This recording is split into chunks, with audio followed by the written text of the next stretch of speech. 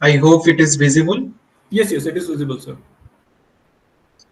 Thank you. Thank you very much for your invitation. And it's my honor to take this session and discuss about my research topics.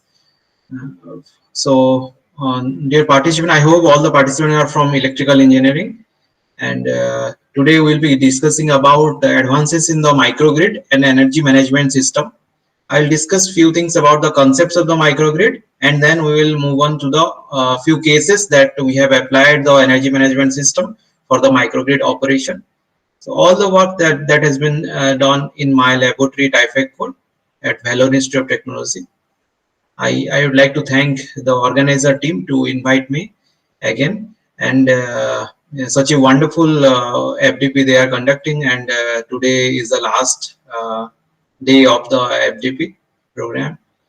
Okay, so uh, I am actually working as a senior assistant professor in TIFACO Research Center, and my specialization that includes about the renewable energy, microgrid, smart grid, solar photovoltaic application, electric vehicle, and sustainable development and energies. So, based on that, actually, a few of the works we have started, and we are doing the research based on the microgrid and the energy management system. Am I audible, Professor? Yes, yes. Okay. Yeah, yes, yes. Thank you. Thank you. Okay. So, if we talk about the various kind of emissions in the world and the sources of the emission, recently we have taken a data that from the global energy review that the most of the emissions are from the major component from the industries as well as the transportation.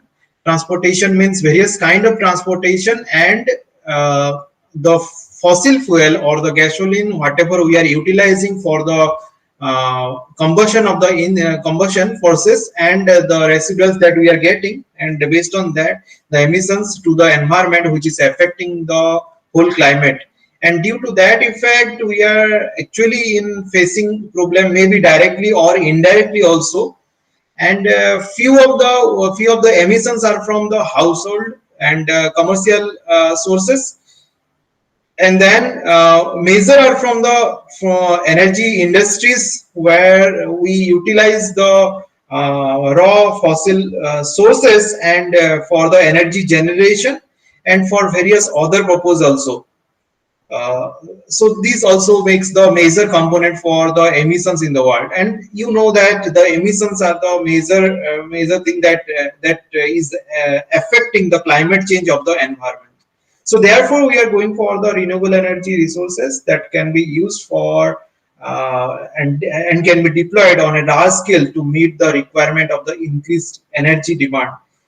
We have various level of energy demand. To meet the energy demand, we have to go and take the supply from the renewable energy sources and divert it from the other type of fossil fuel sources. So then only we can reduce the gas emissions in the atmosphere.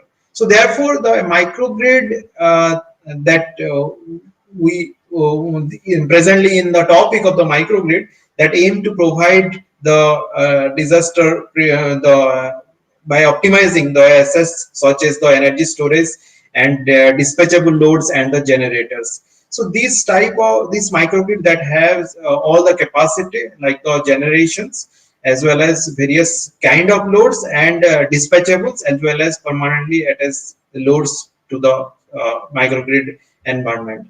And you know that if we talk about the sustainable grid system of the society, so we have already our conventional grid system which we cannot replace directly and start a new total grid system or the transmission line to our society. So therefore we have to make the grid or the transmission line or the power system that is available to make it as a sustainable grid system.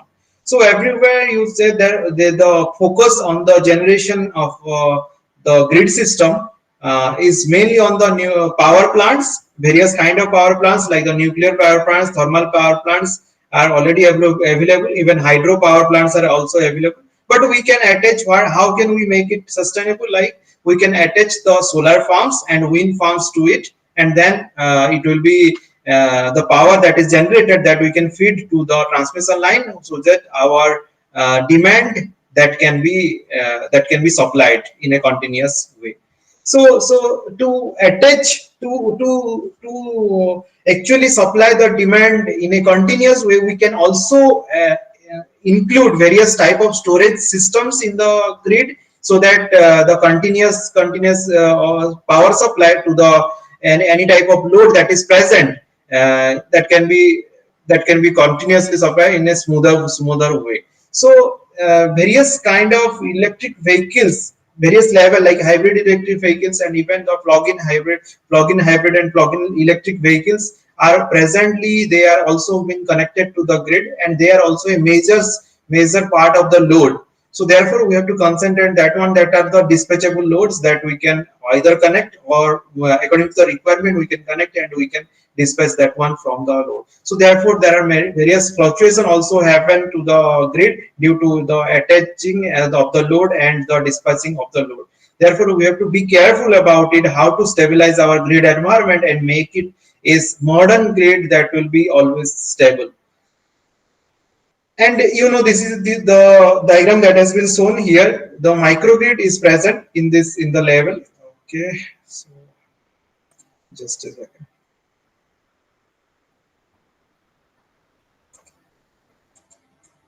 So these are this is the microgrid that is present, which is supplying to all the kind of load in the society, whether it is the industrial load or the commercial load, and it is also having a energy storage on it, and it is also having the residential loads inside it. But if we add any other level of network, you can see there is another level is there. This is, I am talking about the local level. And if I talk about a larger scale, then we need a network that is interconnection level in this system, which makes the communication between the various level of the microgrids. Okay, so it can be divided into various numbers. It can be one society, it can act as a one single microgrid, then another nearest society, it can act as a different microgrid. So therefore the communication between them, that will make the increase the data availability and data transfer between the microgrids, which will make the total system as a smart grid. So even it is having a microgrid, but the controllers are present in a central or in a distributed manner in the microgrid or in the smart grid. So if we define that one, that the smart grid is an electrical grid that uses the digital technology to monitor and control the flow of the electricity, and this allows a two-way communication between the grid and the users, which can improve the efficiency, reliability, as well as the security.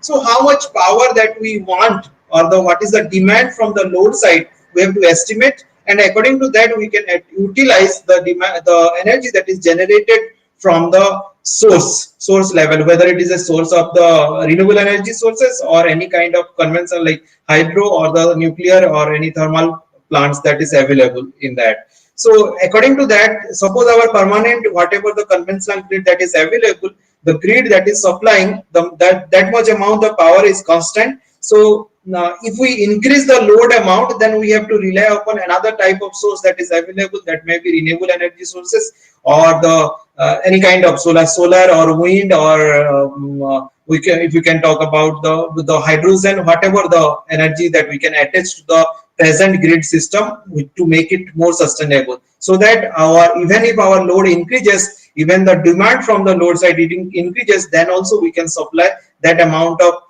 power to the load that is increased, so to make it self-sustainable.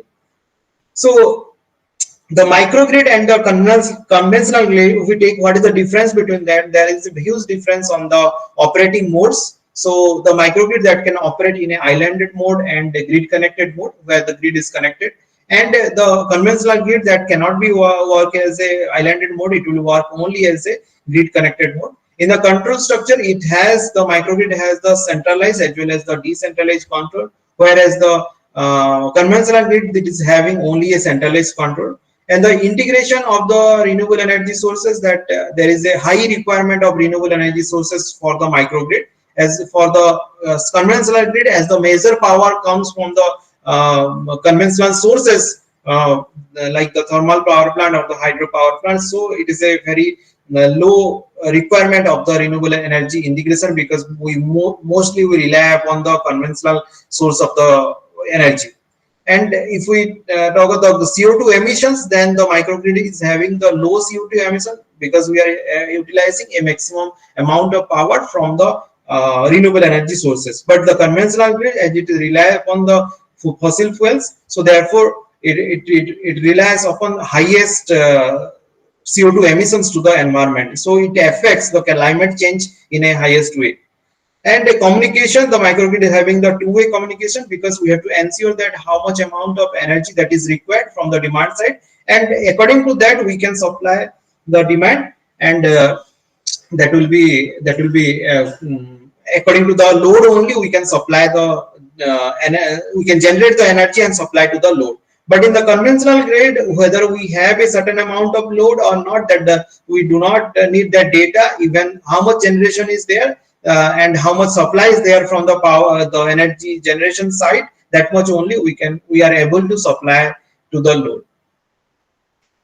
And this is a structure of the microgrid. You can see that it is having various level of different type of components are present. One is the storage component, one is the distribution component, and the generation component. It can be various types, like it can be the solar, it can be wind, or any other kind. And there is an option that we can either connect to the main grid or not. So that depend upon us whether we are having a sufficient amount of energy that is generated from the renewable energy sources and the storage devices. Then it is enough for us to supply the load demand to the customers.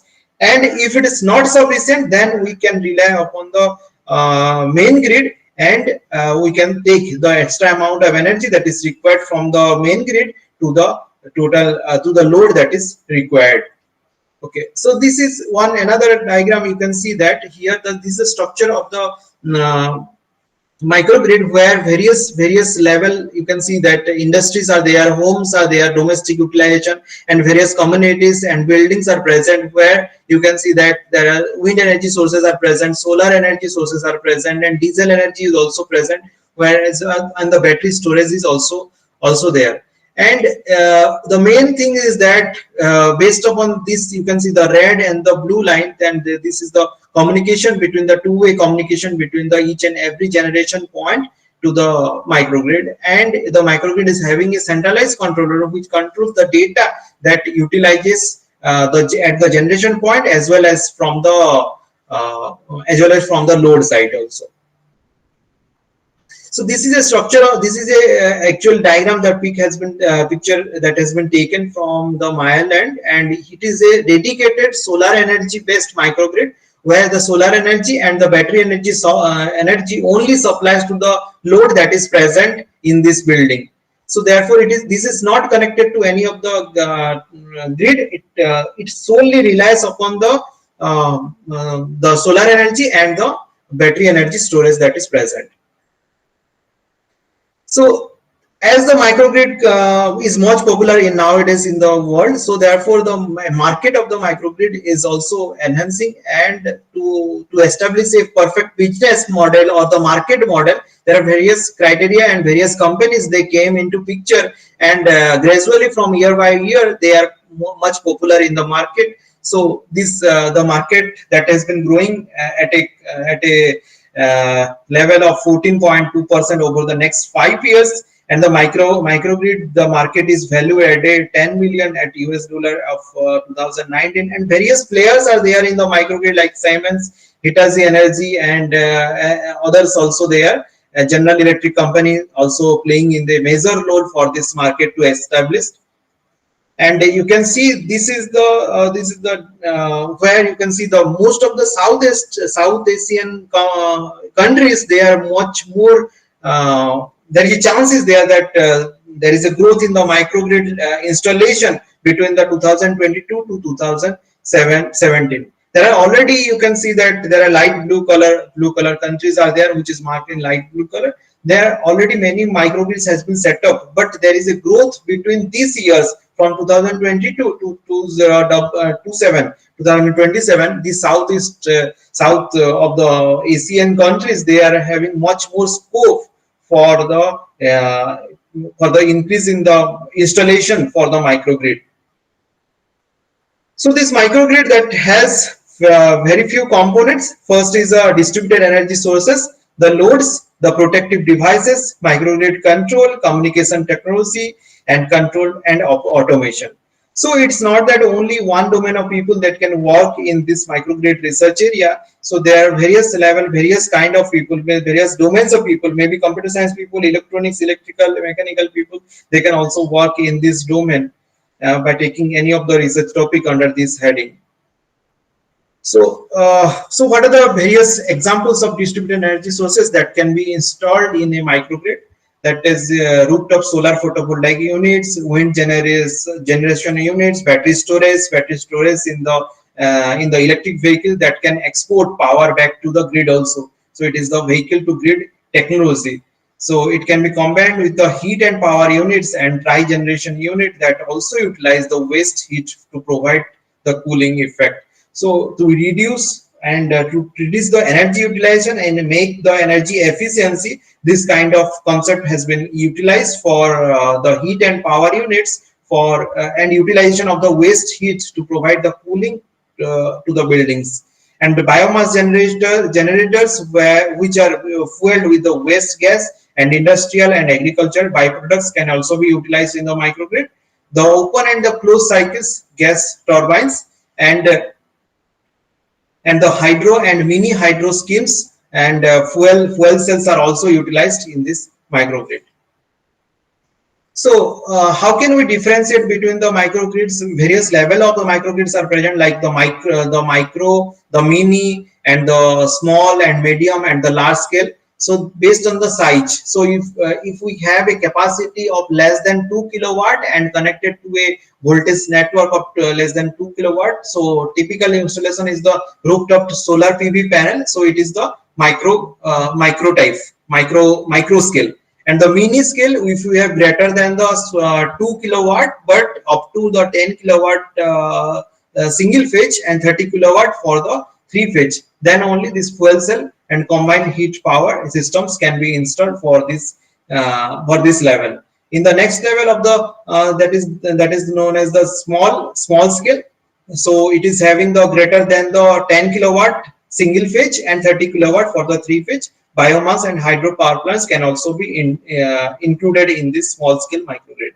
And the scale that is more than the 1 megawatt but no more than the 5 megawatt, where the biomass, hydro and local wind generator units can be typical installation and that can be included in the microgrid system. And the large scale, that is greater than the 5 megawatt, where the co-generation of the hydro, solar and thermal and many other wind farms that can be connected in a distribution model and that can be attached. So these are the various levels, that is micro, mini, small and medium and the large scale of the microgrid. So this microgrid, if we classify the total microgrid into various level and various sizes, so if the first one is a mode of operation. If I talk about the mode of operation of the microgrid, then it is the isolated one and the grid connected one. You know that the isolated one is where the grid is not connected and it is totally rely upon the generation units that is present in the microgrid as well as the grid storage unit also, but it is not connected to the grid, the conventional power plant. And the grid connected mode, where the energy that has been generated in a both the way, means the renewable energy generation is also present, and to support to the extra or the heavy loads, we can connect the microgrid to a grid where we'll take the extra amount of energy that is required to the system. And this mentions that this is a grid connected system. So this is according to the mode of operation. This microgrid has been divided into two categories, that is isolated and the grid connected mode. And the types of the microgrid, if we divide the types, then there is a AC type, the DC type and the hybrid type of microgrid. And based upon the source, the renewables are there, various kind of renewables, like starting from the solar to the small hydro units, and the fossil fuels are there and the hybrid units are there. So in hybrid fuels, hybrid technology, it is also utilizing the fossil fuel as well as the renewables. So that makes it a hybrid generation of the microgrid. And based on the scenario, then it will be divided into residential, industrial, and the commercial based microgrid. And based on the this scenario, the requirement of the microgrid, that we can refer this one, that it will be either micro, mini, small, medium, or the large scale microgrid. So industrial and commercial, that is mainly based upon, it can be one maybe small or medium or the large scale microgrids.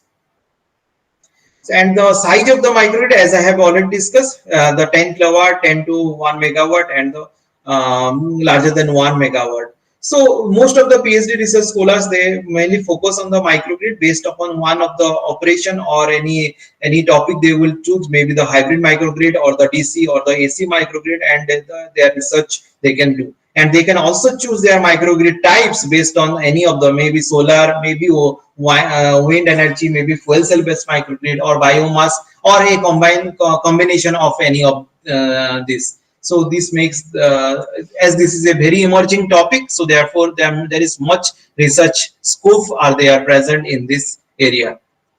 So this is the network that is that can be established in a microgrid control. The first one you can see, that is a centralized microgrid, and here only one central controller is present, which is the, you can say, the centralized controller, and it will take the data from all the sources as well as the loads, and based on that data it will decide how much amount of energy that will be generated, or how much amount of energy that I can supply to the loads. And the second one you can see, that is a distributed source controller based microgrid. Here the controller is not concentrated, it is distributed in various levels, and each and every level you can see there is a huge connection between all the networks, like any of the point that is connected to all the controllers, and even all the controllers, these three controllers, they are interconnected with each other. So therefore, based upon the common data, they will decide which type of generation they want and which kind of load they are going to supply. And this is the decentralized mode. So a particular region of the microgrid, that is a particular region, and based upon that region, that this decentralized kind of microgrid are established, where the particular region is having some of the generation as well as some loads are present. So they will generate the from the generation, like the solar or wind is established, and from that only they are supplying to the all the loads that is present near to them. And similarly, that is a case of a, suppose I will name it as a microgrid 1. So second of the microgrid, this is a microgrid 1 if I talk, then second one is a microgrid 2, and this is a microgrid 3, and they will take the data from their demand of the loads, and according to that they will generate. And if there is a lack of the generation from one of the microgrid, then only they will be connecting to the other microgrid to take some help for the energy or energy transfer, you can say. And basically they have all the data, that which of the decentralized unit they are having, how much amount of generation and how much amount of consumption they are having. So these data, they are always in contact, or there is a communication between all the microgrid controllers, and they share the data among them, so that it is easier to know that the generation point is enough or the load is suddenly increasing or not, that can be decided. So a AC microgrid is a small and localized in a network of loads and distributed energy sources that can operate independently or connected to a larger grid.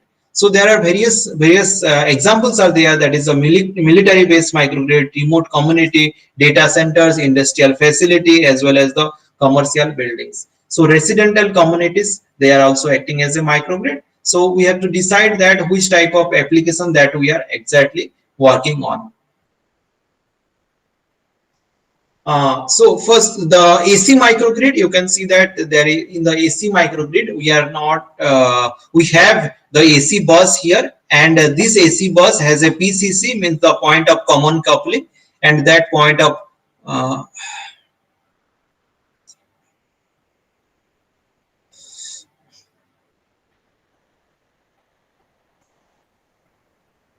the point, this is the point of common coupling. You can see this is the point of through that only this is connected to the microgrid as well as from the utility grid.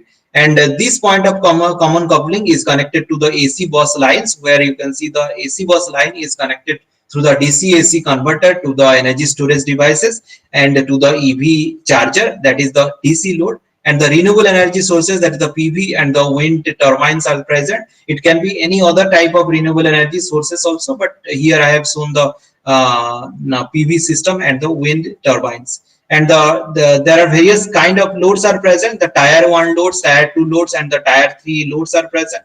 So tier 1 loads means the priority based loads, that are the hospitals or the financial institution like the banking category, and these are the tier 1 loads. And tier 3 loads are the consumer loads or the domestic loads that is utilized in this kind of load.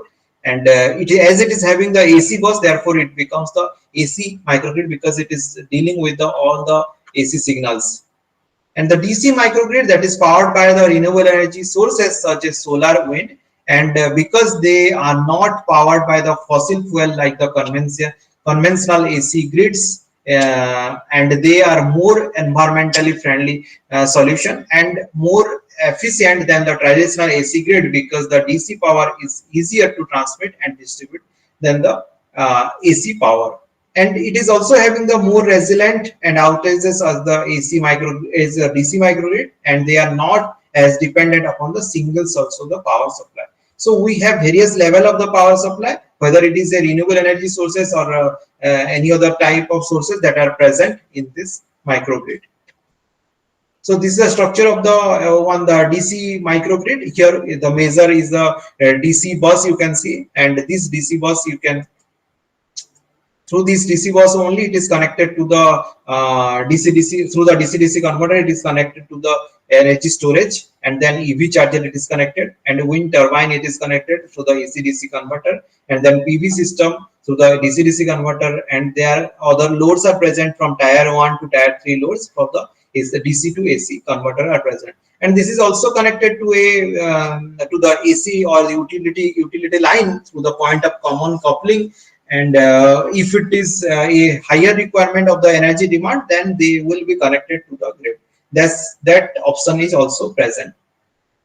And the DC microgrid that utilizes the grid data that is present, and then it utilizes the end user data, means the consumer data, and this consumer data, based on this consumer data, this will be utilized, and then it will the source and the load, and it engages itself to the real-time load management. The power system that generates the energy from the PV sources, the storage or the diesel generator, and it is connected to the DC link bus, and it is also connected to the public grid, that is the power grid. And after its management, that it will decide that whether the load is perfectly having all the energy, means sufficient amount of energy is present or not, and then it will whether it will be self-sufficient, and if it is not self-sufficient, then it will be taking the energy from the public grid. Then the hybrid microgrids. So what is this hybrid microgrid? This hybrid microgrid, or you can say the AC-DC microgrid, it is having combines both AC and DC power distribution system with the same microgrid. And this microgrid is a small scale power system that combines the multiple energy sources such as solar, battery, and battery energy storage. And it can be also connected to maintain the power grid, or it can also operate independently. And this hybrid AC-DC microgrid, the AC and the DC system are often interconnected through the very power electronics converter, which can convert the power between the two systems, and it allows the microgrid to take benefits of the AC and the DC distribution line. So it has the flexibility to connect to the AC or as a DC as per the requirement. This is the AC-DC coupled hybrid microgrid. You can see that the AC and the DC bus is present here. The AC is the DC bus and the AC bus, and this AC and the DC bus, they can interchange the requirement, like from AC to DC or DC to AC. And you can see that there is a AC, the DC bus is connected to the DC distributed generation and AC generator, as well as the smart energy storage element is also present, and it is also serving the DC load as well as the AC load. So this is a coupled microgrid, means the advanced level of the hybrid microgrid, which can supply from the AC sources, and it can also supply to the loads that are AC as well as DC. And this is a kind of microgrid, hybrid microgrid. This is the architecture, which is AC and DC, and you can see that it is having the utility grid that is connected, and that utility grid is also connected to the wind energy sources, which is the AC bus line. And in the DC bus line, it is connected to the various sources like DC source, various electric vehicle, energy storage, and for the DC load is also connected. So what are the various power electronic interfaces that are present in the microgrid? The power electronic interfaces convert the power from the one form to another, like I have already mentioned, from AC to DC or from the DC to AC, and they are used in the microgrid to connect different energy sources such as solar panels, wind turbines, battery to the microgrid and to the power grid.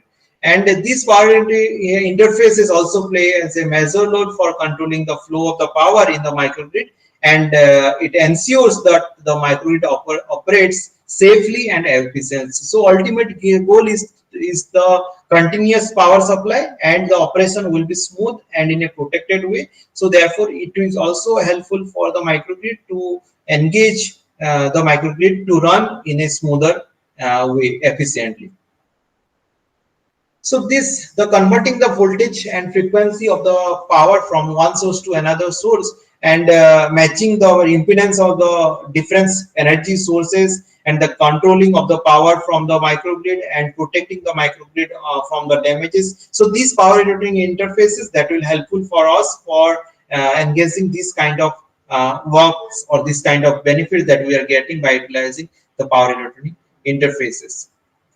So there are different kind of operation for the microgrid. First one is the grid connected mode. Another one is a islanded mode microgrid.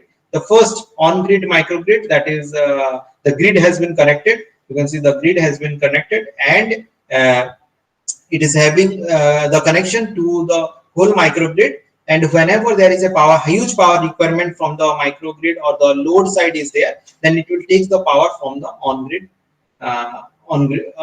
market. And then the off-grid, it is having the isolated microgrid. It is not connected to any type of grid, and it is self-sufficient, and whatever the energy it generates, it will supply to the microgrid, to the loads, and whether it is a consumer loads or any other kind of loads, it is self-sufficient one. So it can be also created based on the on-grid microgrid. So if there is the supply from the on-grid is not there, then it becomes a case of the islanded microgrid, where various other kind of sources are present which can supply at least some amount of the load present in the microgrid. So this type of a microgrid, the grid connected mode or the remote microgrid, you can see the remote microgrid is not connected to any of the grid at all, and it is having the battery energy storage, it is having the solar energy, it is having the diesel or the gas generator, and it is having also the wind power generator, but it is not connected to any of the sources, any of the extra amount of sources, or it is not connected to any of the grid. So therefore it operates as a remote microgrid. So especially from any of the islands you can see, or any where the community is located in a rural area, so then this kind of microgrid will be helpful for us.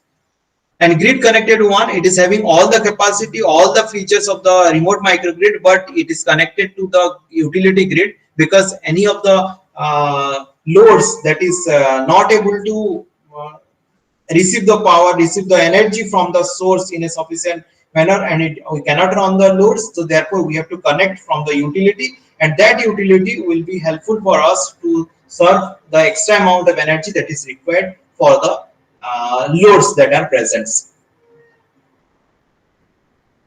So this is a net, as I have already shown you that the network microgrid, this microgrid that has been divided into various category, that is microgrid 1, microgrid 2 and microgrid 3. But as they are being differentiated among each other due to the distance itself only, but they can be controlled, or the data that can be shared to the main microgrid, or you can see the controller unit, and based upon that we can, maybe if there is a huge power requirement from the microgrid 2, and so that microgrid 3 or microgrid 1, they can supply the power as per the requirement. So the storage devices and requirements in the microgrid. So due to the various conditions of the weather, unavailability of the constant solar irradiance or wind, the renewable energy sources are able to generate the continuous power throughout the year, and the environmental temperature, latitude or longitude of the places that affect the power generation, and this situation may be create an unbalanced power flow among the loads and generation, reducing the microgrid operation and stability and reliability. So therefore, this microgrid that can be designed and controlled, and the performance that can be enhanced by challenging due to the intermittent nature of the renewable sources of uncertainty load profiles. So various kind of loads are there which are constant in profile, which is the load that is required is constant, like the domestic kind of load, and some of the loads like the EV loads that we cannot even anticipate when it will be connected to the network. So that is a totally unexpected load. So nowadays, therefore, the storage devices are giving a promising solution for some of the operations issues, such as the power quality, stability, and controllability and reliability of the microgrid interfaces. So you can see these are the energy storage units. So this energy and storage unit, their application mainly requires high energy and power density. So due to its limitation, a solo energy storage device cannot provide high power and energy density, and it is necessary to integrate two or more energy storage devices to get a hybrid energy storage system. So this microgrid application combining a high power density device with a high energy density based device in a necessary to handle the steady and transient operations of the system. So energy storage system that plays a major role in the microgrid to supply the emergency supply to the loads. So this is the one of the energy storage unit that is present in the Haryana. This is the India's first megawatt scale hybrid energy storage system for a solar based microgrid, and it is having the capacity of 1.094 megawatt hour, and it has been installed in the Om Shanti retreat of the center of Haryana.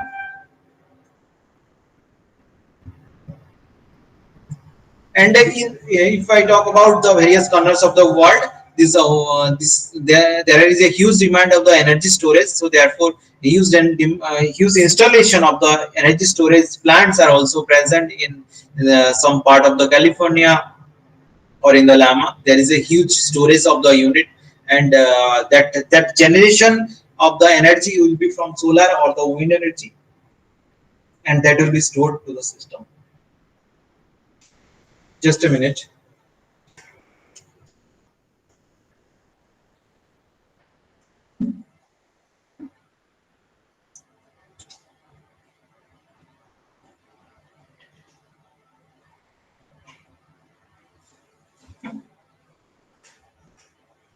So now we can talk about the power management techniques that will be utilized for the microgrid. So various kind of renewable energy sources or hybrid energy sources or the load, the utility grids in a microgrid require a proper control and scheme for the reliable and operation of the system, because we do not know when the load profile that will increase and it will decrease, and when the generation unit from the renewables that will increase and decrease. So therefore to manage that one, various type of power management techniques are being utilized, and for the proper power management, it is required to ensure the microgrid power equilibrium, means how much amount of energy that is required and how much amount of energy that is generated. And this power management technique is of two level control structure, and In the first level, it will maintain the DC bus voltage and current flow of the system, and in the second level, the proper power allocation to the integrated devices and SOC regulation of the storage system are mainly focused. So what are the basis, what is the objectives of the power management system? The performance of the improvement of the microgrid, like the optimal utilization of the hybrid energy storage, power quality and stability, and system protection, lifespan extension of the hybrid energy storage, and then the economic viability, like the reduction of the system complexity, scheduling of the renewable energy sources, and generation of the loads. So based on these three categories, we can divide the objectives. So which objective, anyone can choose the particular objective and they can work. And it's not that I can work on all the objectives. So a particular work, who is doing the research, they can either work in a performance improvement, or the system reliability, or the economic viability. So the classical approach, this power management system of the microgrid, that has various kind of approach, and this has been divided into two categories, that is the classical approach and the intelligent approach. The classical approach, that is having the filter based control, droop control, sliding mode control, deadbeat control, and the rule based control. And then the intelligent approach, it is having the model predictive control, fuzzy logic control, and the optimization based control, feed forward control, and various type of optimization and intelligent controllers are present. This classical approach, this having the filter based control technique, which can utilize various average power and transient power are separated by using the various low pass filter, and based on this filter unit only we can utilize various classical approach are there, like filter based control, droop control, sliding mode control. Various kind of approaches can be utilized here. And this and to improvise that one, we can also apply various modified filter based techniques, which can be utilized for the modified filter based control techniques for implemented for to compensate or the uncompensated battery current, or maybe the supercapacitor unit that will be uncompensated battery, and to improve the system dynamic performance. And the filter based control technique is also effortless for implement for computational efficient and gives a faster dynamic response in the system. And there is another technique that is known as a SBR based droop control technique. So this droop control technique is also it is having the it is introduced with the droop control to control the bus voltage efficiency along with the voltage regulation, and this method is also recovers the SOC and hybrid energy sources. The SBR with the droop control provides a stable dynamic performance. And the most advanced technique, the presently many of the researchers, they are working on the intelligent approach, and that is the model predictive control. The model predictive control, that is the optimization based control that can be predict the effect of the future decisions by considering the present system generation, how much energy that is generated presently and how much energy that can be generated in the near future. Based upon that, I can apply the optimization, and this type of control technique can be applied. Then the fuzzy logic is also a very popular one that can be also applied to the energy management system. So various types of levels of the fuzzy logic also you can apply. Maybe type 1, type 2 fuzzy logic also you can apply for the implementation. And the optimization based control, it can be either bio-inspired optimization algorithm that can be also handle the multi-objective functions and to give optimal solution in various application. And then particle swarm optimization technique was also implemented to optimize the membership of the functions. So, and then optimization objectives, it can be economic or environmental. The power flow, it can be optimal power flow or the load setting, and the economic and environmental effect of the optimization, it can be also the energy dispatch, demand side management, economic dispatch, and the emissions. Based on any criteria you can work. And the optimization technique for the microgrid, that can be also divided into various categories, that is meta heuristic, linear and non-linear programming, dynamic programming, stochastic one, artificial intelligence, multi-agent based, and predictive control. So based on that, we can work on various kinds of optimization technique for the intelligent approach of the energy management system. And yeah, just a second.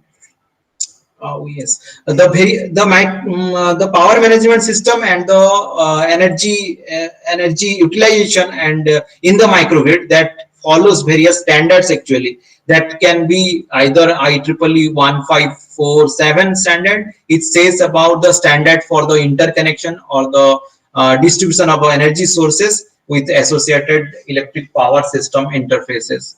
And another standard, that is UL 1741, that is a standard for the inverters, that inverters that can be controlled and interconnection for the system in the microgrid distribution energy resources. And then the various other kinds of there, that is UL 891 and then NFPA 99, like healthcare facilities for the microgrid, and various others are also there. So these standards can be followed for the microgrid operation and utilization and even the power management. So energy management in the microgrid. So this energy management, why it is required and why and how it can be utilized. So this energy management system, grid and other microgrids, the optimal energy flow of the power at the point of common coupling. It is also having the effect from the energy market forecast, active and reactive power management, and then optimal discharge and forecast and measurement cost function, and then the objective function and the constant, and then the forecast and the measurement. From the load side, what is the demand from the load, and to measure that one, the forecast we can do, that how much EV that can be connected to the microgrid in the near future, and how much amount of load that can be increased in the near future. Based on that also, the microgrid energy management that can be applied. If we forecast that this amount of energy is required for the EV utilization or for the any domestic or the load utilization, so based upon that one, we can rely upon the generation unit, that this is the amount of energy that we require in the near future. So therefore, the generation unit, they can be also taken decision for generation, for rely upon various other, if it is not possible from the renewable energy generation, that they rely upon the various grids, the grid connected mode, and they will supply to the loads. So this microgrid energy management system, that has been divided into three categories, that is the demand estimation, optimization, operation, and cost saving and the operational plan. And this demand estimation, this is having the how much amount of demand is there in the past and how much amount of energy that is required in the near future.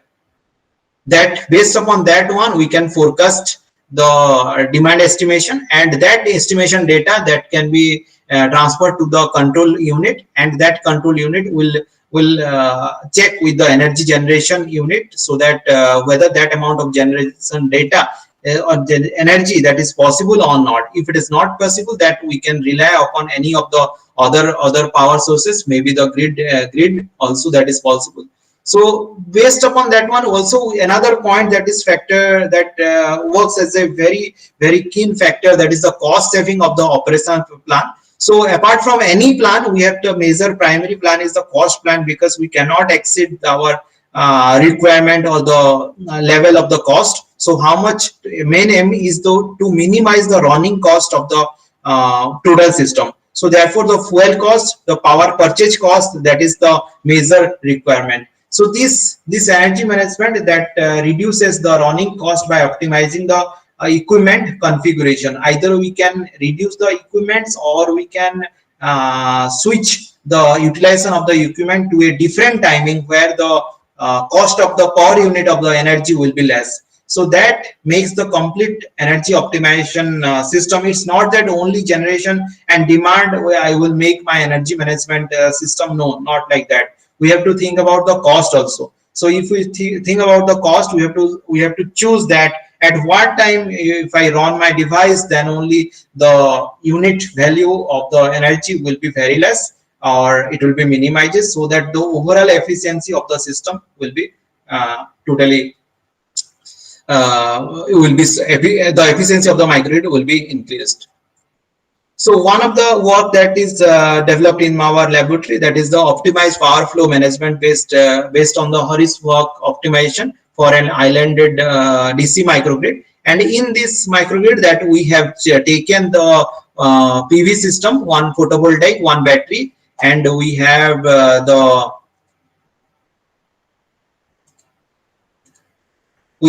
battery, and we have the fuel cell, and we have applied the controller, that is Harris optimization, and also another optimization, that is particle swarm optimization, PI controller also we have applied and compared.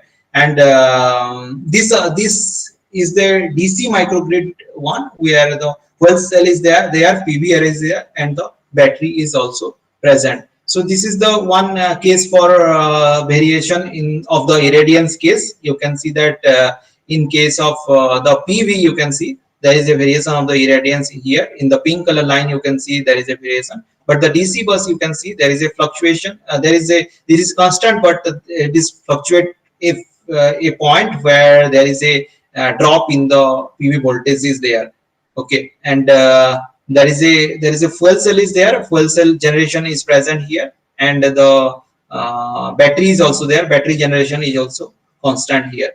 And the second, you can see the variation in the current value of the PV and fuel cell and the load during the solar irradiance variation. So we have varied the solar PV in a drastic manner. As the current of the PV is decreasing, so therefore there is an increase in the fuel cell level to make the DC link voltage totally constant.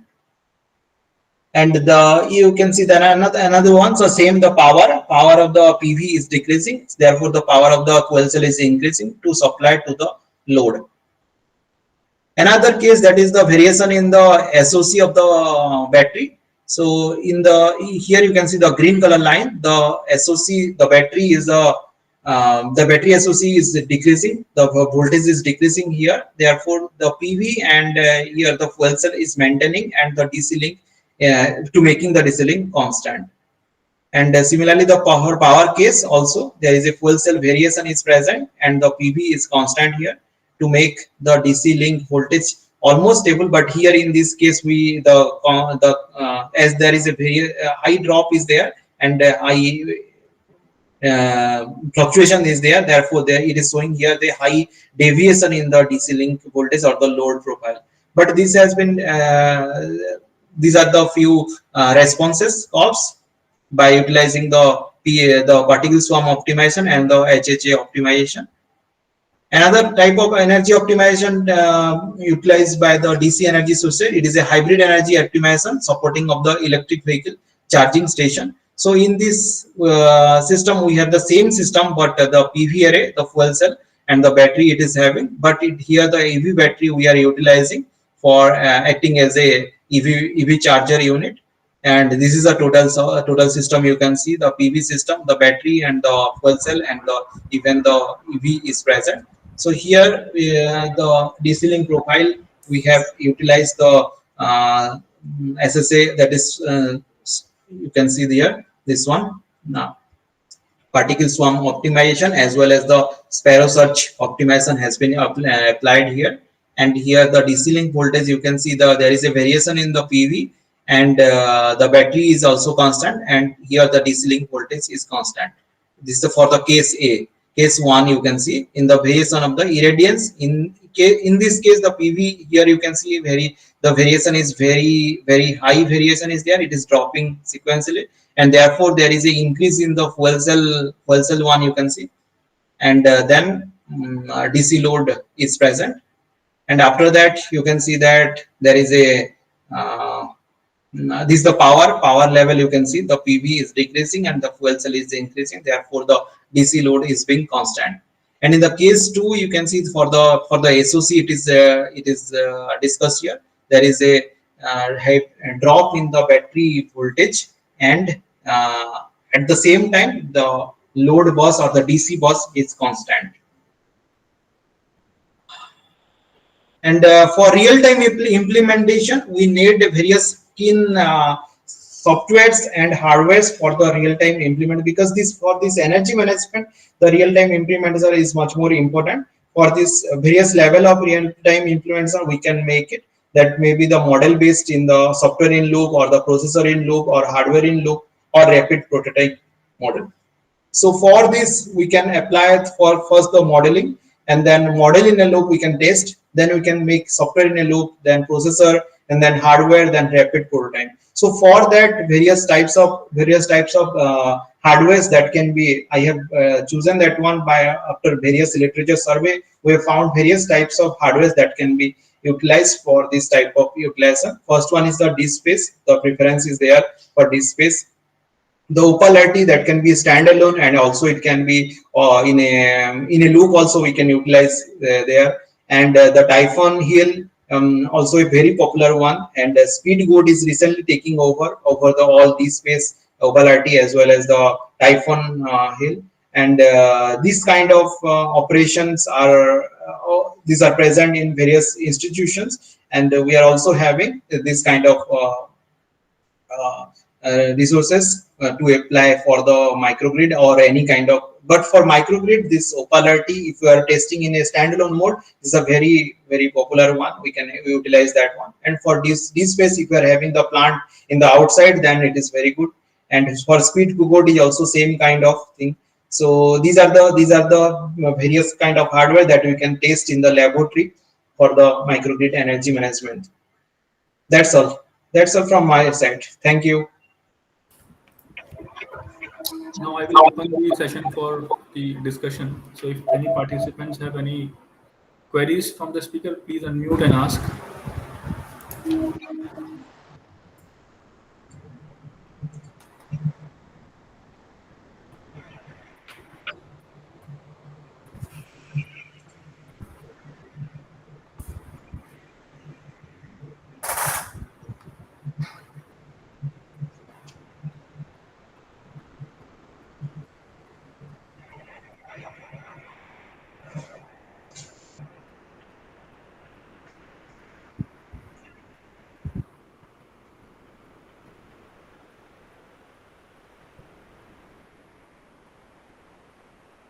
Okay, okay. I have a small, Yeah, please, sir. just one question is there. You can see in the chat box. Yes, yes. Uh,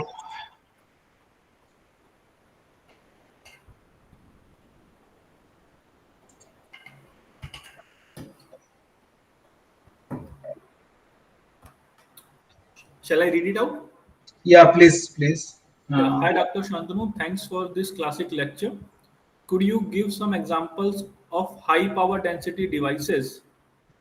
How would you determine flywheel as a high power density? Solid state equipment lack inertia. So how can a solid state high power density plant stabilize the power perturbation in a microgrid? Also, based on the model, in order to maintain a constant DC voltage, what will be the empirical power rating ratio of the PV fuel cell such that the fuel cell compensates for the drop in PV power? Okay, so actually, you have to first see that first you have to calculate the actually load. So if load is you have the load, how much power it is consuming. So if it is then only we can calculate according to the availability whether PV you have to take a full stack PV or you have to take a some amount of PV you have to take, or then fuel cell. So that ratio you have to decide that you whether your fuel cell is your primary source or the PV is your primary source.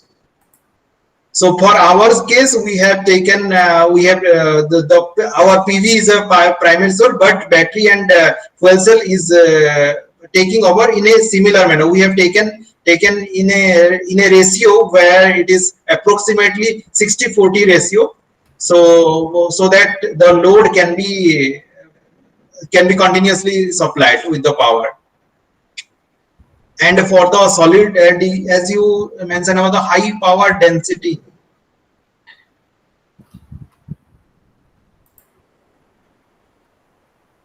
Okay.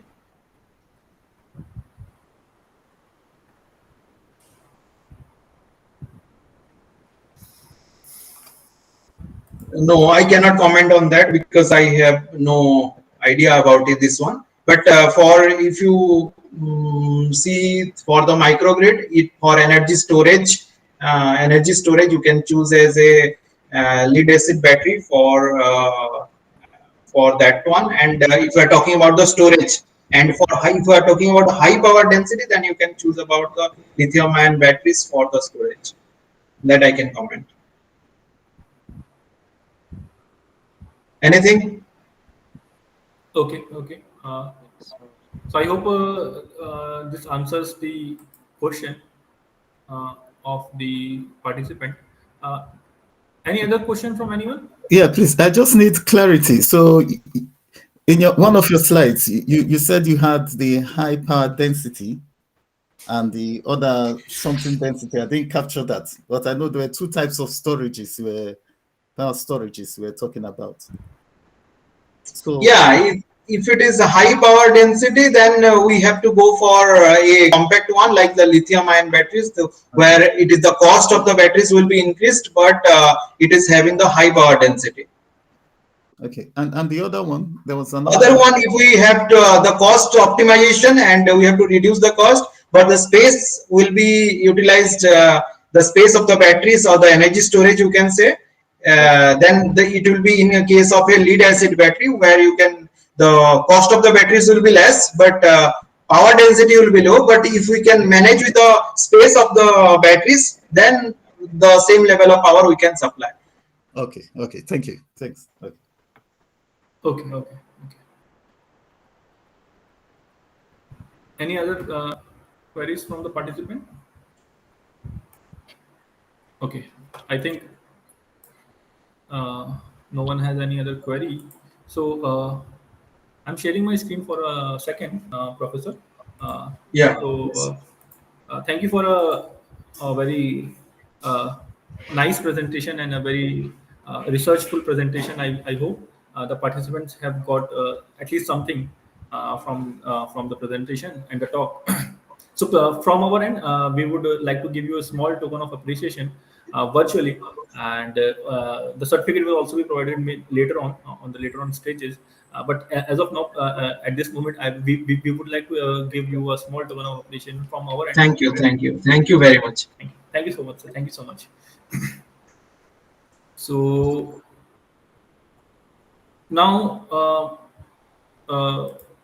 as discussed previously, so we will have another session of 1 hour from our next speaker, who is the coordinator of the event as well, Dr. Thiru Murugan.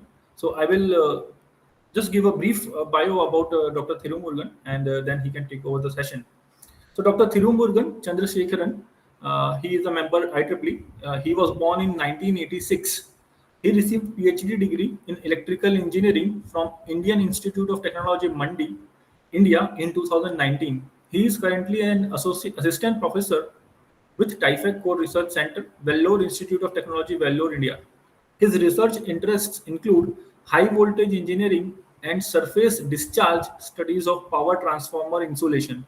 Dr. Chandrasekharan is a reviewer of IEEE transition on dielectrics and electrical insulations, IT science, measurement and technology, polymer composites, IEEE access, and various IEEE sponsored international conferences.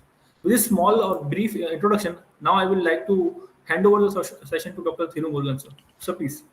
Yeah, I hope my voice is audible to you. Audible, audible. Yeah. Thank you, Shivam, for very nice introduction. So now I like to share my screen.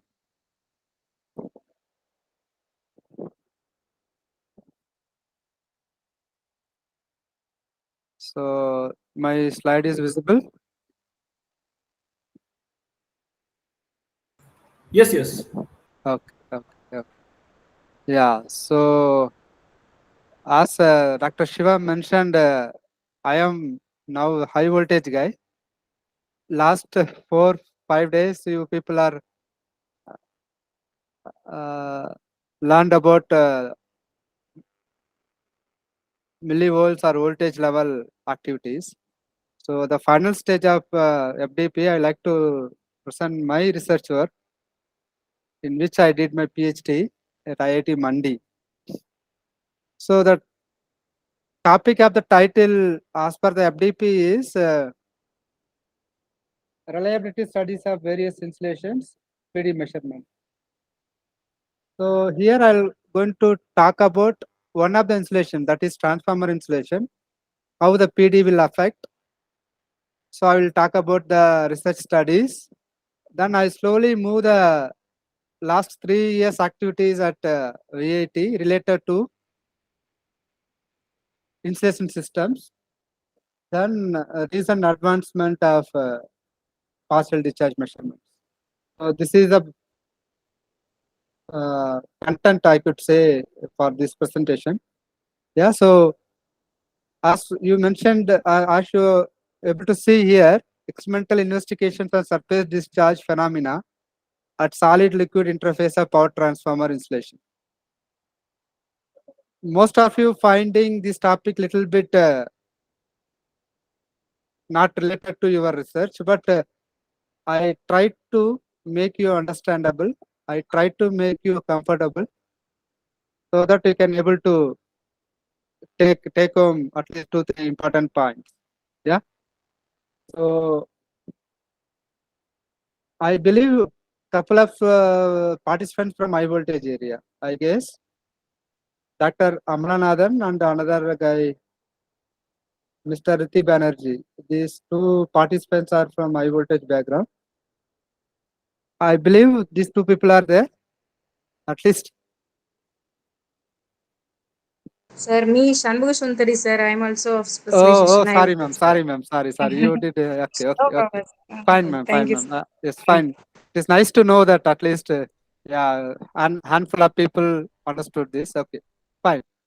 So, Thank you, sir. Thank you. yeah. So in this figure, I hope you were able to see the figure number 1, power transformer installation arrangement. This is a 3-phase transformer setup at IIT Bombay. So here you can see we have 3 windings and the core material is there. You can see that number 1 is a kind of core material. Number 2, the brush paper insulation wounded on the windings. And number 3, number 2 is kind of brush sport spaces, kind of thick material that is made up of cellulose. And number 3 is paper wounded around the windings. So this is a typical insulation arrangement in the transformer. So the whole setup will going to be put it in a oil chamber. Then we can make a cover and we can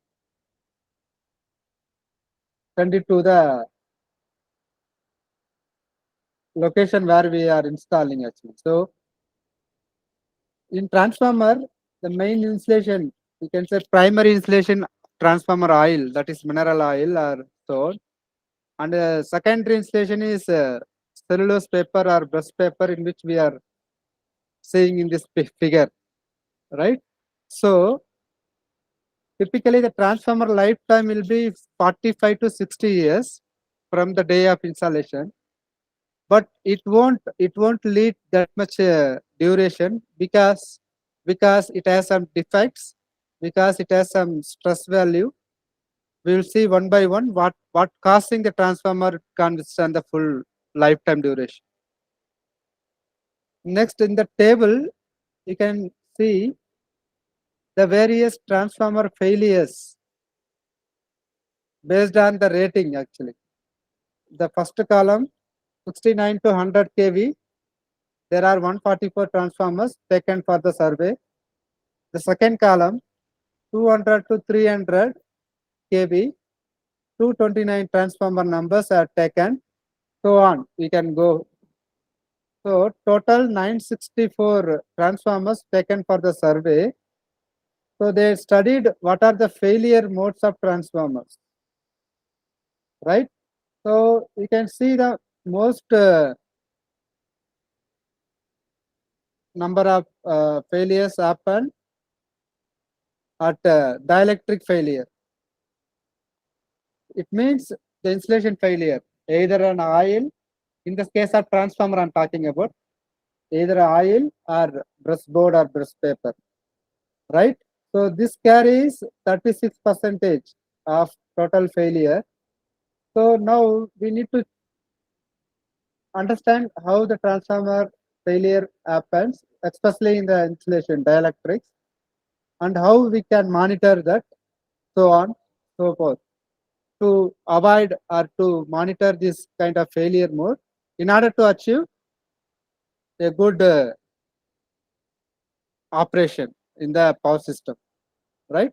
We know all the other mode of transformer failure. Thermal we try to understand, and physical, chemistry, mechanical. This unknown may be a tap changing or some other minor issues we could say. So our focus is dielectric failure. What are the causes for dielectric failure in transformers? In next slide, as we mentioned, there are insulation failures in the transformer. It takes more percentage out of other failures. These are the methods to check whether my insulation is good or not. You can see from the top, aging of oil, there is a measurement scheme. Here we can do the testing of color or moisture content measurement and tan delta measurement. We can see the aging of oil. Second, degree of polymerization. It is used to find out the DP value of the paper. Then third one, dissolved gas analysis. So this method is very interesting method. Sorry. So this method to find out the gases produced after the discharge, we'll taking the sample and we'll be doing the DG analysis. Based on the gases available in the samples, we could say this kind of dielectric failure happened, and based on the gas form, we can say it. Then fourth one, furan analysis. This is used to find out the mechanical strength of the paper or board. Then FRA, frequency response analysis. This is also used to find out the moisture analysis in the frequency form. Then polarization, depolarization, so on. So out of these 9 to 10 methods, we can able to see the partial discharge. Yeah, partial discharge measurement is more advantage. Why? It will give the local condition of the transformer. It means other methods will give the transformer insulation condition after the failure. We have to take the sample, we have to test it. But in partial discharge measurement with the help of sensors, we will be able to see what is the condition of my transformer insulation, whether it is going to withstand or whether it is going to break down or whether we need to change a file, change a board. So that kind of local phenomena we can able to check only in partial discharge. Maybe some amount maybe by DGA, dissolved gas analysis. Fine. So here you can see there are two partial discharge methods. One is traditional method, or we can say conventional method. Another one, last one is unconventional method.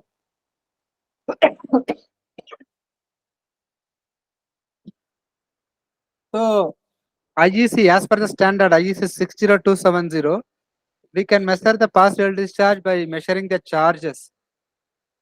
We can say picocoulomb value.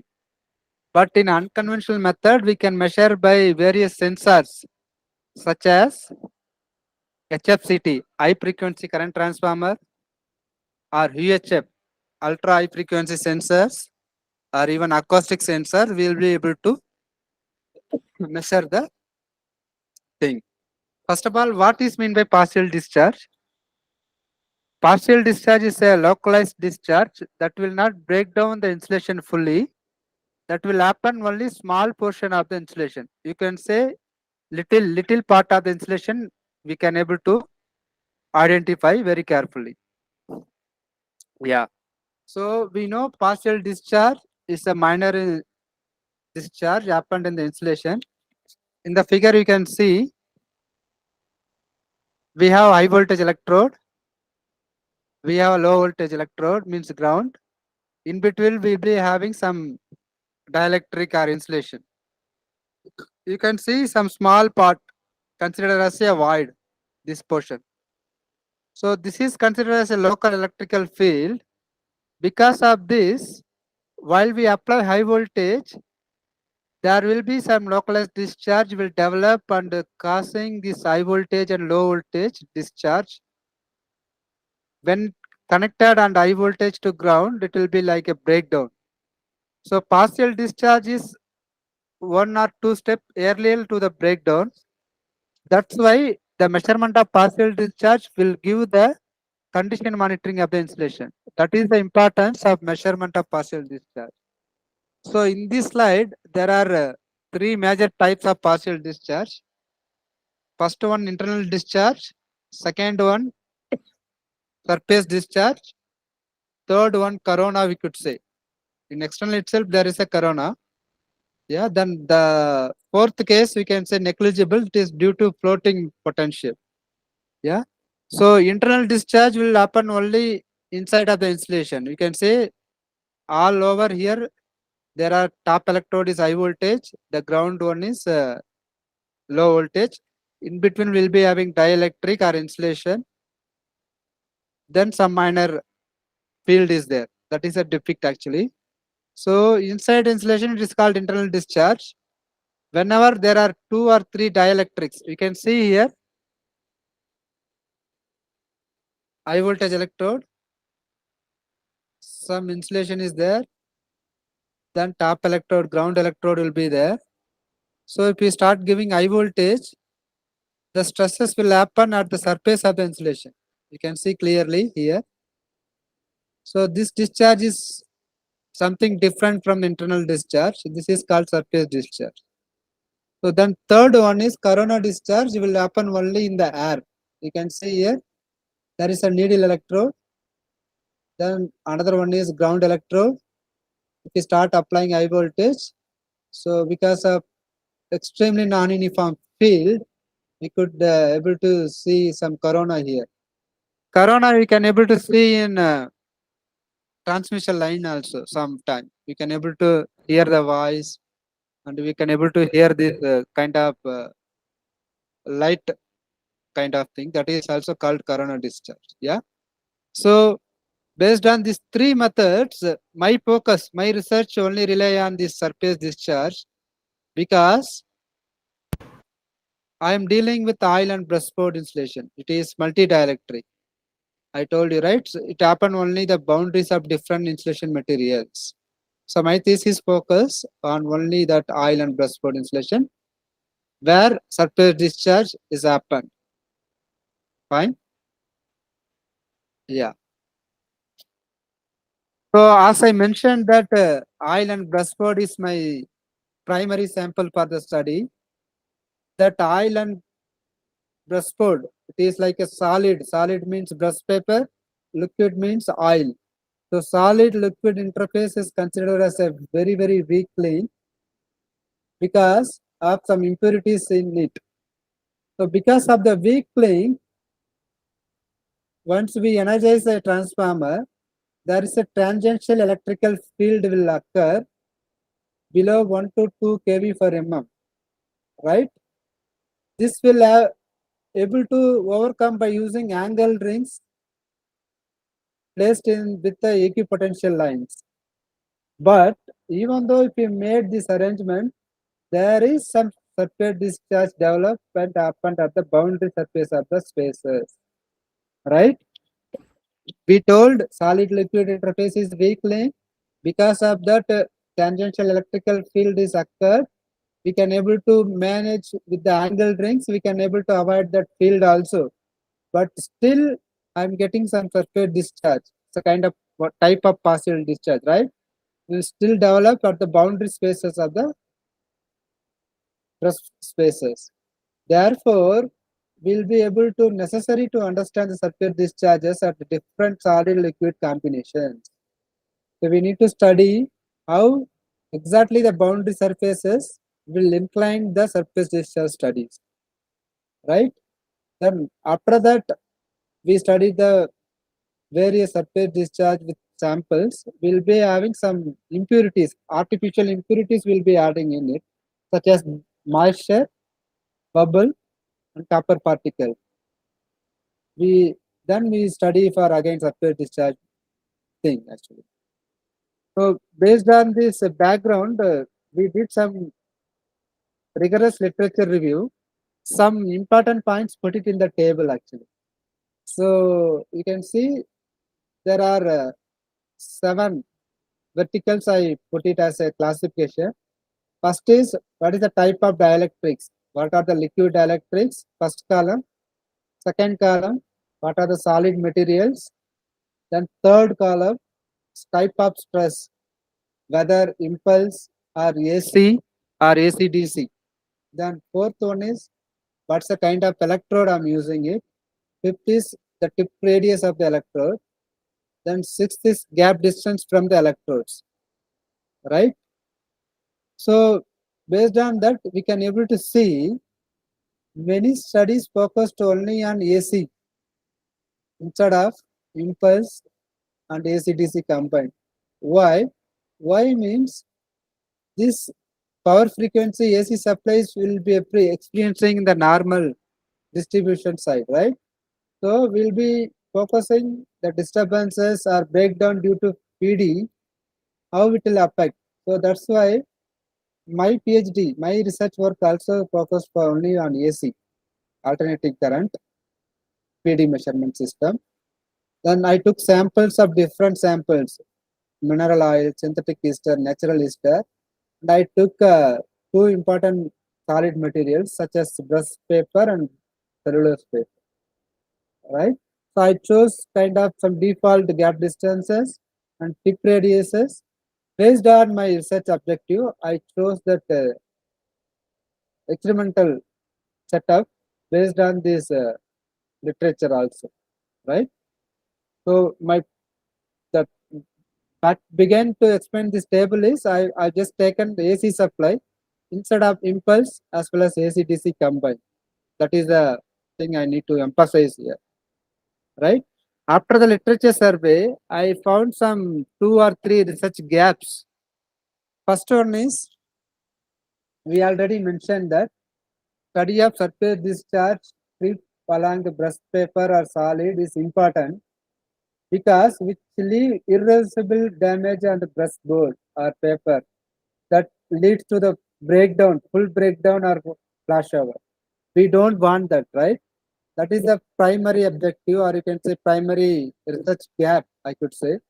The second one is there is a large scope to investigate the behavior combination of oils and solid materials. Sorry.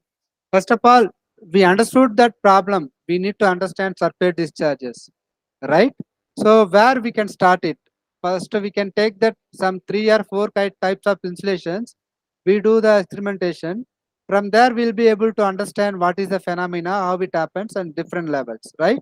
So that is the second research gap. Then third one,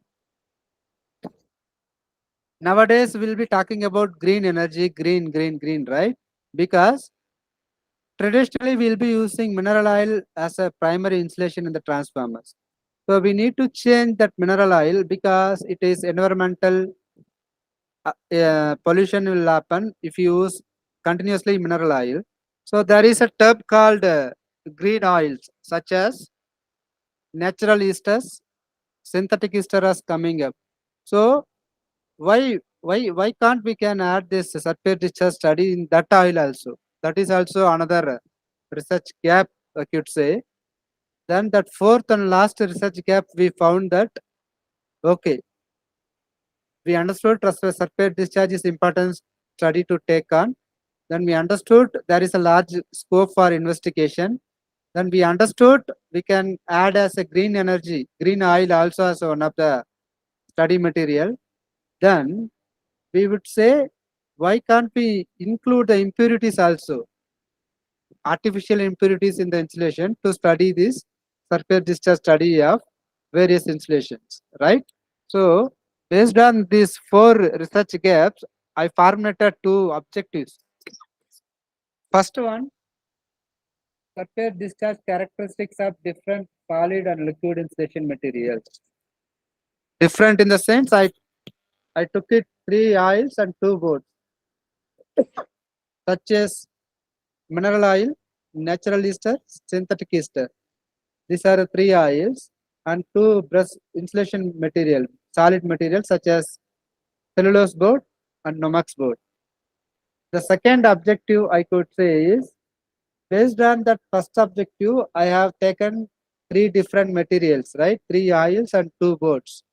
So these cases, which one is giving very less surface discharge? I found it. I taken that sample, then I added some impurities in it. I studied again that same perceptive discharge studies, right? These are the basic 2 objectives I took for my study. We'll be seeing that results one by one in the coming slides. Yeah. Before start the experimental studies, we need to do the sample preparation. What is meant by sample preparation? Our sample is oil and brush board, right? So that samples having some impurities such as moisture, some foreign particles, right? Before apply high voltage or partial discharge, we need to remove this moisture and foreign particles, respectively in the brush paper or board and oil, right? So for that, we need to do some sample preparation techniques as based on the IEC 60641 standard. First, we need to do the brush board drying. Drying means just we need to put it brush board in the vacuum oven, air vacuum oven at 48 hours, 105 degrees centigrade. You can see these figures. Second sample preparation technique is oil filtration. You can see this figure. This is a oil filtration.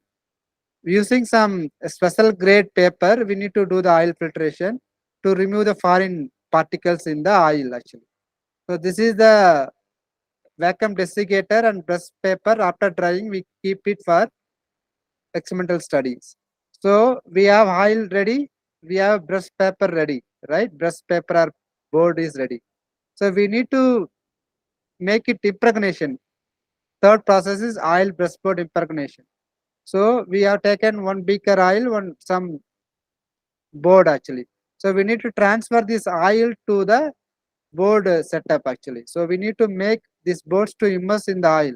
So there is some specific procedure to make the oil impregnation. So the main purpose of the impregnation is to avoid, right, to avoid some bubbles or any you're able to see this brush paper or board. There is some small porous material will be there. So that also makes some impact. To ensure that, we need to use some heating strip to avoid this bubble or make a uniform flow rate. We can use the vacuum pump here, the vacuum pump. So this beaker we have oil, here we have our brush board. So we are ensuring this oil safely move to from here to there, right? So this whole arrangement will take another 2 days, roughly 48 hours to some more day also we can take. So before any PD experimentations, we need to repeat these 3 processes: brush board drying, oil filtration, and oil brush board impregnation, right? Then only our sample is ready for the testing, means partial discharge testing, right? Next, we done our sample preparation. Our samples are ready to do partial discharge testing. Now the PD testing setup will be shown in the figure, right? The first one is this aluminum room, or you can say aluminum setup is called Faraday cage. Then Number 2, that very lengthy one is called coupling capacitor. Number 3, the bulky one is testing transformer or high voltage transformer, 230 to 100 kV rating. Then the fourth one is potential divider.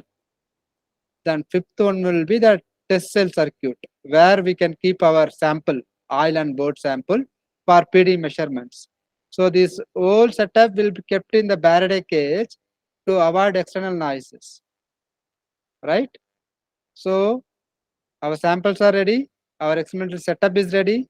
Now we are going to do the first objective, that is comparison of surface discharge behavior in two different oils with this cellulose and Nomex board. Initially, we did 3 oils actually: mineral, synthetic ester, and natural esters. For this study, you can say I took 2 oils and 2 boards. There are 6 cases I took actually. Case number 1 is open gap, only mineral oil. There is no board, nothing. The case number 2 is mineral oil with Nomex board. Then case number 3, mineral oil with the brush board. Then the same 3 will repeat here for synthetic ester. Case number 4 is open gap synthetic ester. Case number 5, synthetic ester with Nomex. Then last one will be synthetic ester with cellulose. So we have 6 samples. We'll be doing PD measurements. We'll be looking for the results now. First of all, if you do the PD measurements, partial discharge measurement, the primary value we can do it for PDIV. We can see here partial discharge inception voltage. It should be maximum as maximum, because if it is higher only, we can consider that sample is PD free, or it can withstand some voltage level. For our case, cellulose with synthetic ester. Cellulose with synthetic ester. Case number 6, we could say as per the detail here, will be the highest PDIV. It means it is a very good insulation based on PD measurement results, PDIV, right? So this is the first, we can say first results we could arrive for 6 cases. I would say synthetic ester with cellulose board is 70 kV, very less discharge. But only measuring PDIV, we cannot say which sample is good. So we need further analysis also, right? In the right side, we will be able to see the PRPD pattern. Partial discharge, phase result partial discharge pattern. That is called PRPD pattern. So we used to take for 2 minute duration. This dots is actually our partial discharge dots, right? So you can able to see the PRPD pattern of 6 cases, how it is rising, how it is behave actually, right? So by looking our naked eye, we cannot arrive any results. We did some analysis actually. Positive half cycle. We are analyzing this only positive half cycle of different samples, comparing each other, each cases. You can see the first 3 cases of synthetic ester, then another 3 cases of mineral oil, how this varies at positive half cycle. The same way we can see the negative half cycle, how this varies, right? Same as negative half cycle. Okay. Till then we did a PD measurement of different samples. So PD measurements results not only arrive the conclusion which sample is better. So we did some surface morphology studies also. We did scanning electron microscopy analysis of cellulose board and Nomex board, how the fiber material get breaks actually. So we did that analysis also, right? So overall, we put it all the results. We can able to see 6 cases. This is the sample name. This is the permittivity level of these samples. Then these are my PDIV. I told you that case number 6 will be the best one as per the PDIV. we did some surface morphology studies also to ensure our results to justify which one is more good for as for the dielectrics, right? So SEM and EDAX analysis, we could able to arrive my case number 6, that is the combination of synthetic ester and breastboard is very, very good for studies. It means it is experiencing very less partial discharge behaviors. It means it can prolong, it can suggested for the good insulators based on these 6 cases, I could say, right? Synthetic ester with breastboard combinations. So with this table, we can conclude our objective number 1. Objective number 1 is surface discharge studies on various insulations, right? So we found that synthetic ester breastboard is my best one, best sample based on PD and surface morphology studies. Now we arrived for the second objective. So based on first objective, we took synthetic ester cellulose sample. We added some impurities such as moisture, bubble, copper particle, right? So we added these 3 impurities. Then we repeated the experiment again. Experiment of partial discharge, right? Same for these cases: open gap, moisture one, copper particle, and bubble. So we did again for PDIV value comparison. In this case, oil gap without moisture, the first serial number 1, obviously will give good PDIV, right? Because moisture will reduce our PDIV value. Copper particle also reduce very drastically PDIV value. Then again, bubble also reduce PDIV value, right? It is clear actually. Our pure sample having very good PDIV, partial discharge inception voltage. It means it is good actually. This is obvious data. We cannot do any analysis here, right? So now you can able to see the graph here for effect of moisture, maximum PD amplitude of oil and breastboard with and without moisture, right? You can see oil breastboard without moisture, moisture in board and moisture in oil. So how the varies. Y-axis is maximum PD amplitude, x-axis is kV in RMS. Same in this side, negative half cycle, how this varies actually. Oil breastboard without moisture, moisture in board and moisture in oil. Same way in negative half cycle and positive half cycle. Now the second impurities you can say particles on the surface. Here you can see this is my high voltage electrode, this is my low voltage electrode, this is my brush paper or board. So the whole thing will immerse in the oil. This is kind of typical transformer setup. We can say there I added artificially the copper particle to study the PD behavior. To adding this copper particle, there is a standard method is there. In our measurements, I took it 100,000 particles per 100 ml, where all are 25 micrometer median diameter size. Yeah. So this sample preparation, this Crampton Greaves Global R&D company helped me a lot actually to make this setup as per the standard. Right. Same. After adding this copper particle, we did some studies. We arrived some kind of analysis actually. And again, we'll be adding bubbles artificially across the yellow color one is my press paper. It is immersed in the oil. We added some bubbles. Again, we did for PD studies here, positive half cycle, negative half cycle, right?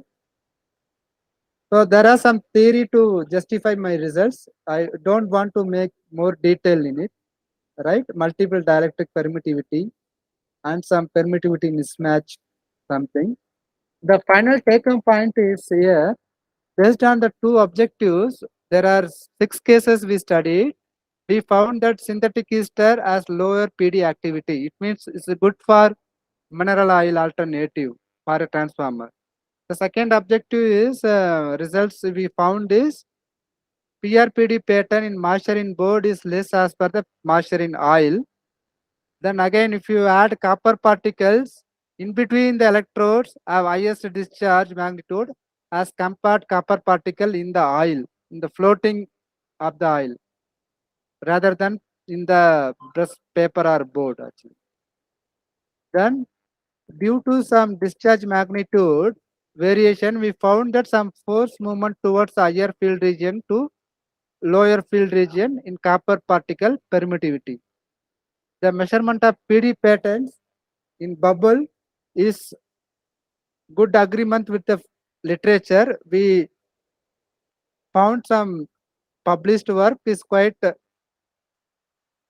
related to our results. It justified our measurement as good agreement with the literature actually. So the overall results, all these results will useful to monitor early detect of PD activity on oil brush board interface, thereby avoiding insulation damage due to full surface discharge. Okay, what is the future directions? We did some experimentation, we arrived some conclusions. What is the future direction? So dielectric properties of electrically aged samples compared with pure samples, right? Electrically aged means we'll be adding some impurities and accelerator aging sample compare with pure sample. Then another future direction could be adding nanoparticle in the oils. So adding nanoparticle will improve the electrical property of the transformer oil. That is also is a very important work or good to already it has started actually. Yeah, so this work I presented 4 years before, right? Yeah. Now projects related to partial discharge activity at VIT. So there are 3 projects currently running. The first one is nano-filled natural ester impregnated surface modified brush boards for suppressing partial discharge in transformers. So this is one of the future work I mentioned in the previous slides. So this is funded by Government of India. Myself co-PI, it is budget of 50 lakh something.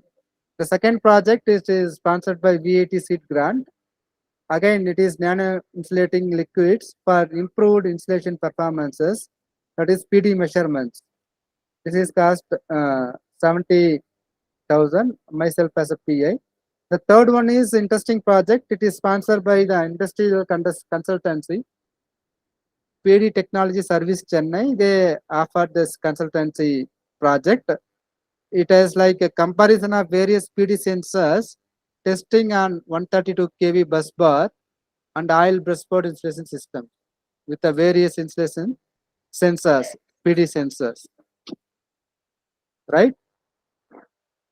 So the PD measurement now got more interest in power electronics modules, more electric aircraft machines, and even latestly the printer circuit board monitoring also. So those who are interested in doing or learn more about partial discharge measurements, please contact me. I will be happy to assist you for further collaboration or further studies as well. So these are my references. So I'd like to acknowledge IIT Mandi and MHRD for this research work contributions, and Insulation Diagnostics Lab IIT Bombay, and the company called Crampton Greaves Global R&D Center Mumbai. The prime reason for my insulation samples, they helped me a lot actually, these company people. So I really enjoyed my research work at these 3 venues actually. Yeah, thank you. This is all about my talk today. I hope you learned little from this topic. Thank you. Okay, now I request if any participants have any queries or any discussion, they can unmute and ask the speaker.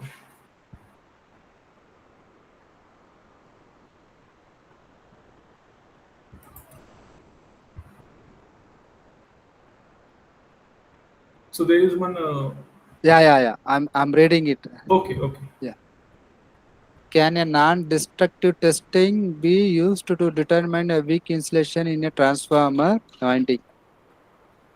Yeah, Mr. Foster, there is a method called frequency response analysis, FRC. Sweep response analysis also is there to find a transformer winding thing actually. It is there. So my work based on only transformer insulation. So I'm not fully aware how they do in non-destructive testing, but it is there. I have seen in my master's as well as PhD time. Thank you. Yeah. Yeah.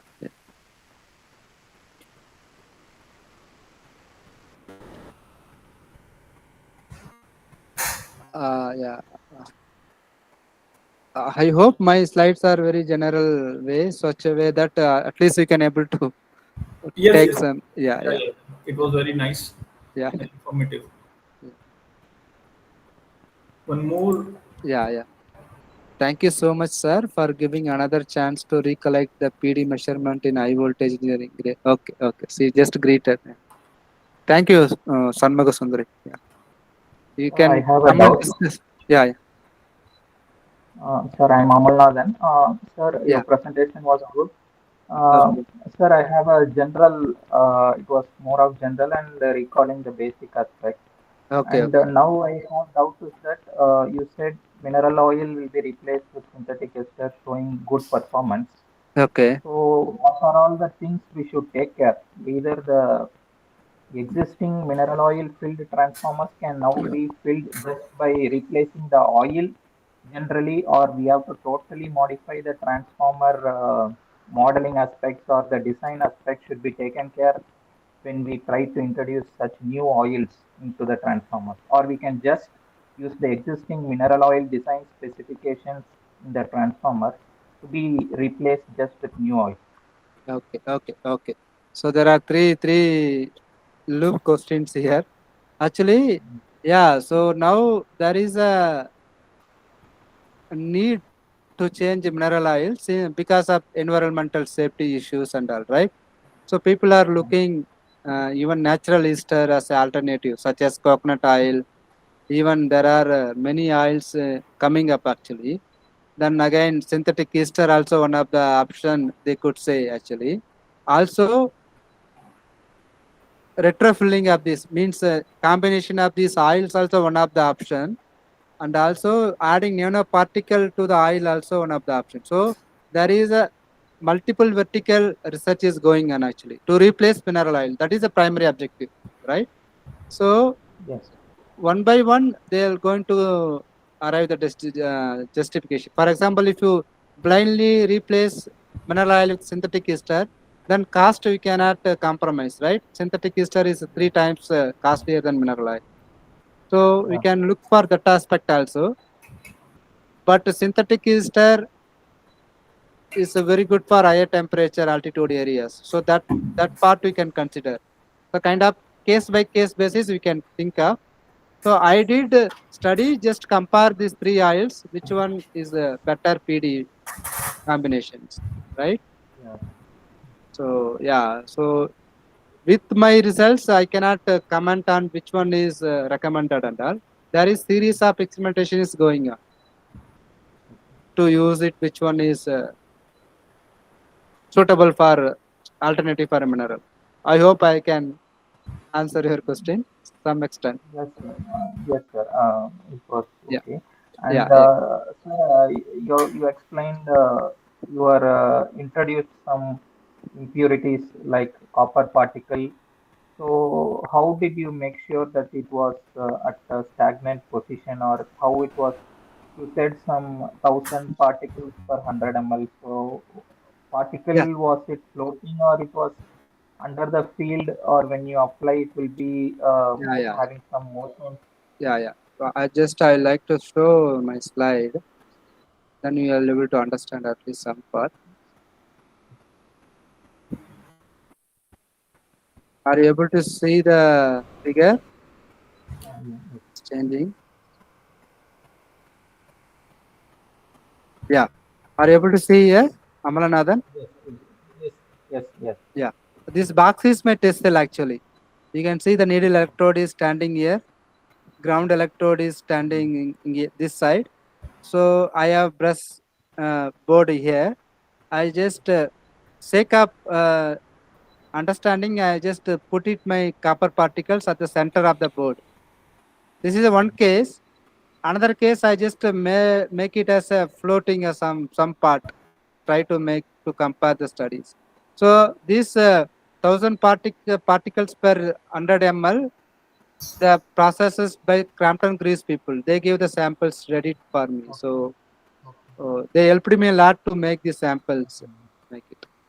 So yeah. So, sir, when we apply high voltage in this Mm. configuration, Mm. so what will be the PD gets initiated due to some particle movement along this. Either it will move towards high voltage, or it might move towards ground, or the inception gets started due to this particle motion.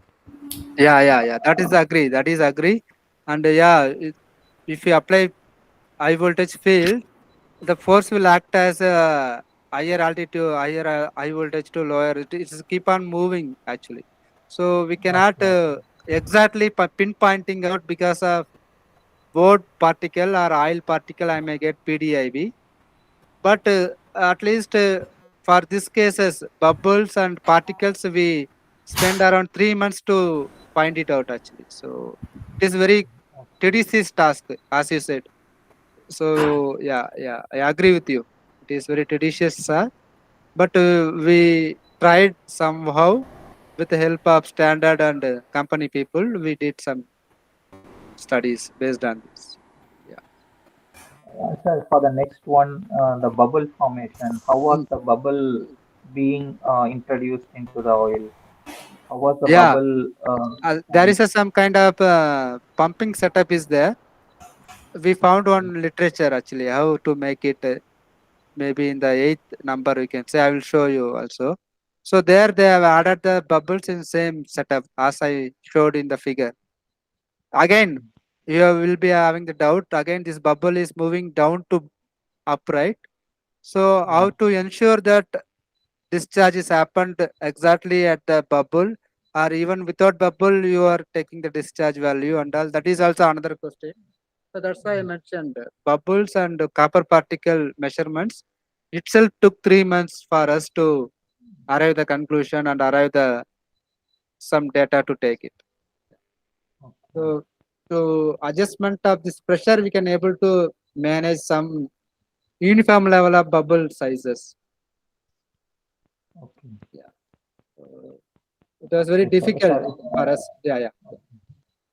sir, as far as I have also worked in the similar area during my Okay. doctoral studies, but not with synthetic ester, but with natural ester.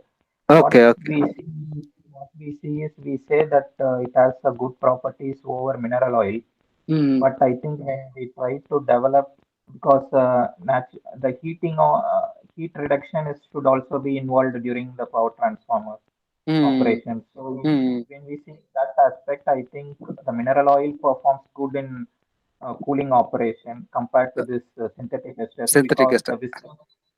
synthetic or natural ester, because most of these ester fluids have a higher viscosity than the mineral oil, so it's not easy to flow between the windings to Mm, reduce the heat circulation. okay. So could you suggest how come we say when we try to move towards alternate fluids for transformers, how come we can avoid or conclude it's good operation similar to mineral oil, which is already used now in the industries? Yeah. So that's why. So one option is fully remove and add new oil. That is still not suggestible, as you mentioned. Mineral oil having many advantages over other oils. Another possible reason I could say is recent results showing that adding semiconducting nanoparticles. such as SiO2, Al2O3, we can improve dielectric performance of the oil. Either you can add it mineral or any other oil, it is giving the same performances. So that way we can slightly improve our electrical properties of the oil. So we can ensure that options. But as your question, I'm not able to give the full justified answer at the moment. Still, oil study is erratic in nature, right? If you do test today, it will give one answer. If you do test tomorrow or day after tomorrow, it will give another response, right? As you already know, you also worked in oil. So still research is still going on to find out the clear-cut solution for the mineral oil change. Okay, thank you, sir. As you stated in VIT, you have some projects. Yeah. Do you have a high voltage setup? Yeah. We do have partial discharge measurement, 150 kV AC, and some Okay, PD meter made of indigenous Akil Electronics PD meter okay, we do have. So yeah, we worked and we got one project, right? So we'll be using that lab also. Yeah. okay. Thank you. I- Thank you so much If you for come this side, you are welcome to come and see the setup, and yeah, we'll be happy to sure, sir. welcome you, Sure, sir. Amalanath. Yeah. Sure, sir. Thank you. Thank you Yeah. so much for the beautiful Yeah. presentation. Yeah. Thank you, Amalanath. Yeah. One response from Raghavan sir. Can we use ionic liquids instead of oil for good conductivity? No, sir. We cannot use ionic liquid. We don't want conductivity. We want insulation, right? So we cannot use, sir, ionic liquids.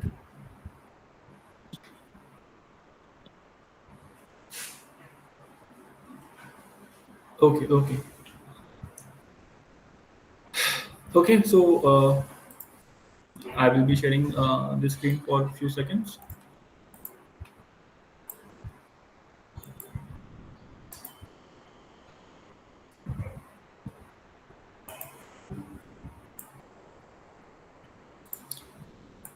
So I thank our speaker of the session, Dr. Thirumurlan Chandrasekharan, for nice presentation, and it is the different trend that we have seen from the in this FDP, that is from the last 4 days, and it gives us as exposure to have the interest or knowledge of the different profile of electrical engineering as well, apart from the electric vehicle. Because as we see in electric vehicle, we are moving towards the high voltage and high power level as well. So there also the problem of partial discharge will take place, and that can be another topic of research for the researchers, right? So from our end, sir, please accept this token of appreciation. Yeah, thank you. Yeah, Thank you so much, sir. Yeah. So this brings us to the end of our 5 days faculty development program, and I would like to thank all the participants who have joined. And uh,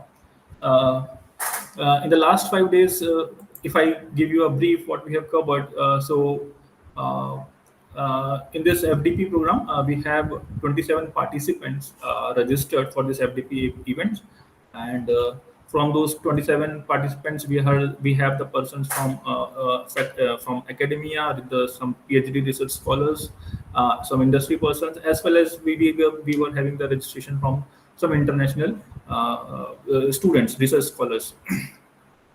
If you talk about the experts, those who have given the talk in this FDP, so a total of 10 or 9 external experts have given their talk, and 5 internal speakers from VIT Vellore, those who are working as an assistant or associate professor, have given their talk.